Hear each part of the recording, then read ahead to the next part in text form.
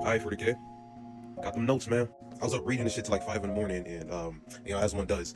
And I jotted out some things I wanted to fucking talk to y'all about, bro. Keep in mind, I stopped at chapter 6, so anything beyond that, I have no clue what's happening, so do not spoil me, please. And the reason why I say that is because I also jotted down like a little prediction of what I think is gonna happen in the future, and I want to see personally if I was right or wrong about that. But the first thing I jotted down here was to see how the Mournival has such an amazing brotherhood and how it changed since Davin is very sad to me. That shit is crazy as fuck, bro. And what solidified that for me is not them saying anything. Like, in fact, it's them not saying anything. When they were in the Lupercal court, dog, when the narrator described Abaddon and Loken staring at each other, dog, and the disdain that Abaddon had, my heart broke a little bit. I'm not gonna lie. Something else I jotted down. Sarkel and that horse dialogue, I loved it, yo. I had the privilege of like listening to it and following along on Audible. So when the narrator was reading it, bro, and Sarkel, he did the Sarkel voice, that shit gave me chills. I'm not gonna lie, bro. RP ain't signal. That's unfortunate, man. That's tough.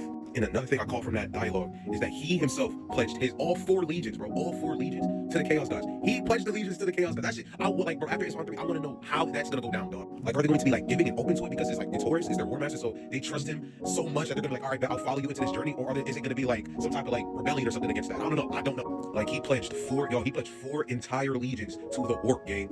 That's fucking insane.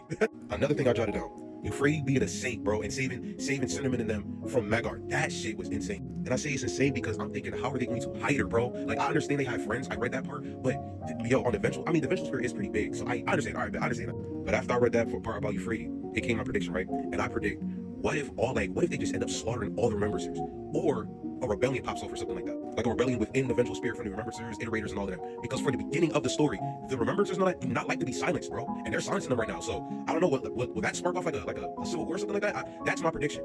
I think the humans hiding Euphrates Keller is going to spark something on the Vengeful Spirit, and the Astartes are going to start killing all them people, bro, or something. But like I said, I started on chapter 6, so I do not know. And 2 things about Loken too that I jotted down. Loken being in constant pain and grief because like of how he's remembering how things used to be.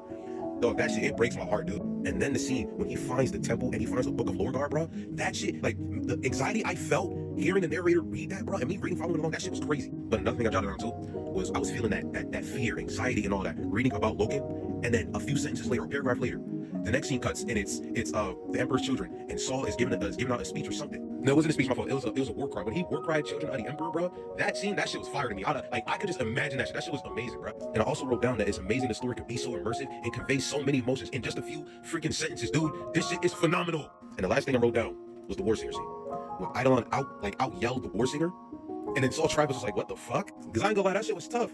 But I'm on the same side as Saul when I say I'm just as confused as him. What the hell was that about? I don't know, that was just something I found a little interesting. But yeah, those are my notes, bro. I'm on chapter 6 now. This shit is fire, dude. This shit is phenomenal. Y'all might be onto something. Y'all like Galaxy of Flames is probably